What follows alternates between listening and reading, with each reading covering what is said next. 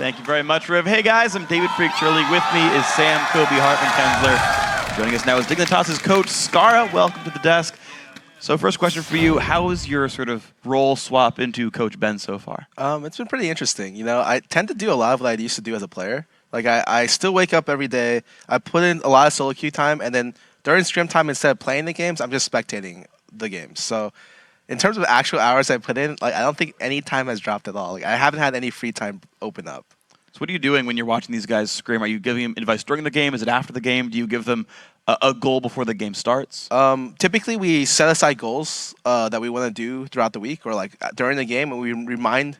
The biggest thing I've had to realize is that constant reminders are like what the team needs because they sometimes forget that like small stuff or important things they learned before. So if you just keep reminding it, you reinforce what you teach. And I feel like that has helped us a lot in being able to not like slip because we used to learn something and then like forget it the next week. Yeah. Which caused us to not really go anywhere.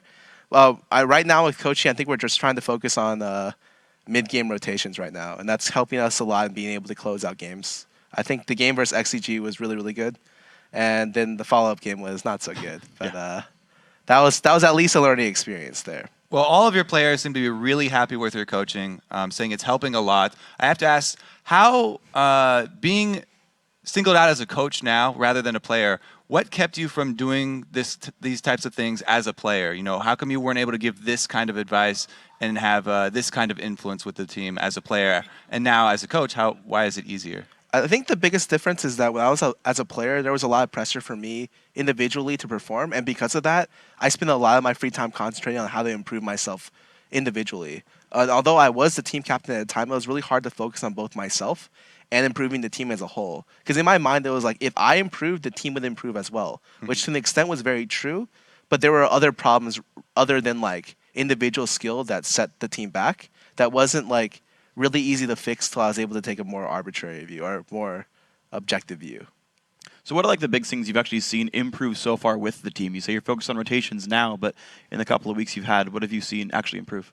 I think a lot of it is just like the mindset is a lot better. Like when we go into games, it's even though typically I don't really care. Like I've realized that champion picks don't really matter. Like if someone really wants to play a champion, it does not matter at all what they play. They can play like mid Sejuani or something. I'd be happy about that.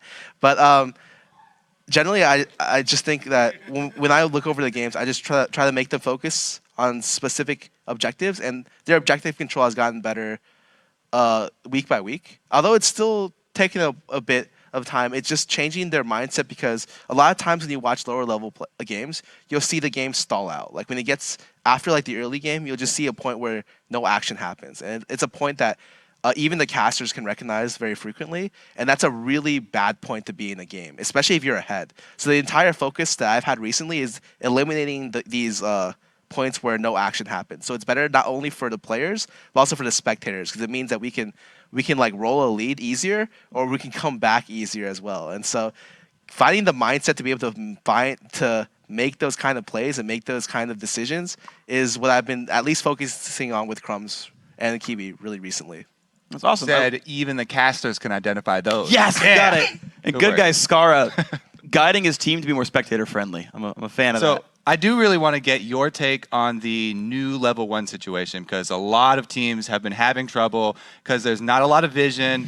They're complaining about RNG, and it's a lot up to chance. What has been Dignitas' take on the new situation with level 1s and trinkets not available until 2 minutes? I think it's really hard to say because for the first almost whole spring split, you were given a situation where you're pretty much guaranteed a level 1 where no one would invade, or if they did invade, you'd see them. You'd have full control on the level 1. I feel like they really limited level 1 strategies to some extent, but I think I even recommended to Riot that they consider they pushed back the ward timer to I don't know what time, but they decided to do it to 2 minutes now. And actually what happened is that you kind of rolled the dice, and it is a little bit more RNG based because before you can just do point defense, and you're guaranteed both buffs, or at least if they invade, you can easily see which buff you need to go to. But now it's like you assume automatically that they invade, and so if you guess wrong, you start the game with 1 buff. And if you guess right, then you at best split even. So right now what everyone's doing is they're just invading just because they know they can split even off an invade. And I feel like that's the wrong mentality to have in level 1s. But it's necessary because it minimizes risk. Now, I don't know exactly how Riot's going to change this, but it is kind of problematic. I feel like, although the pros haven't really adapted to it very well, I don't know if it's something that they should be adapting to because it's such a late change in this season. I really wish that this is something that they did between the seasons. So it's really hard to say because it just happened. And in a couple of weeks that we've been doing this, it's really frustrating to play level 1s right now because it is kind of a coin flip. And although I don't really think purple side has that big of a disadvantage, it's kind of annoying because like if you really won the 2v2, you're like forced into random 1v2s. And rather than I know Riot originally wanted to like do away with 1v2s or just make it not as an appealing option. Yeah. Now it's like an even more appealing option because when you invade, you're like, as well as it's the factor that TP got buffed, it's just not worth it to stay in the lane to try to 1v3 people. So you see like all kinds of random 4v1s now. I feel like it doesn't make the game more interesting. It just accelerates the game, but it takes out one of the most interesting facets, which is like the straight up 1v1s. Okay. So it's actually, you talked for a bit on the changes recently to the game. Of course, 4.5 will be the playoffs patch that has hit live early this week. How are you preparing your team for the new changes? They just have to recognize that certain champions got buffed and nerfed. I know armor steals aren't as good anymore, so a lot of people are going to be running health, and that attack speed junglers are making their way back. So you'll see a lot of Master Yi, a lot of Shaco. Anything that can be affected by an attack speed steroid pretty much became really, really good with 4.5. So you might see a lot more carry-oriented junglers come out. And so Crumbs is happy. He's like, hell yeah, I can play carry-oriented junglers. And he's like, Kitty plays Sivir. So maybe it just means that you'll see more carries from the jungler perspective, and that the AD transitions to maybe a more CC role. But we're still kind of testing stuff out. Like we really haven't thought about it much at all. All right, so moving forward with our day of LCS games, looking at the matches today, what do you think is the biggest possibility for an upset today? I think, aside from our game, of course, I think the C9 versus Coast game, it has a very high chance of, maybe not a high chance of upset, but I think there's potential there. And even though C9 is the #1 team right now, I feel like Coast always has the potential to be the better team. It's just they always fall flat.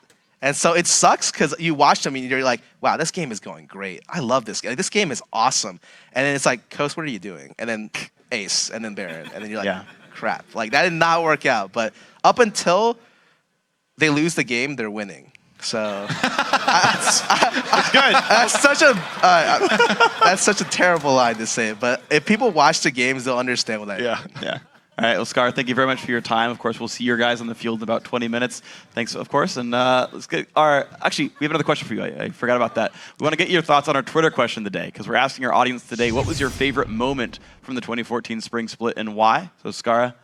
It's got to be all of our games against C9. I feel like our games against C9 are always really enjoyable. The first game, the only game that we beat C9 this split with me is the game where I played Gragas into Riven, and I got first blood on high. Like, that game was really memorable to me, and that was probably my favorite game of this split.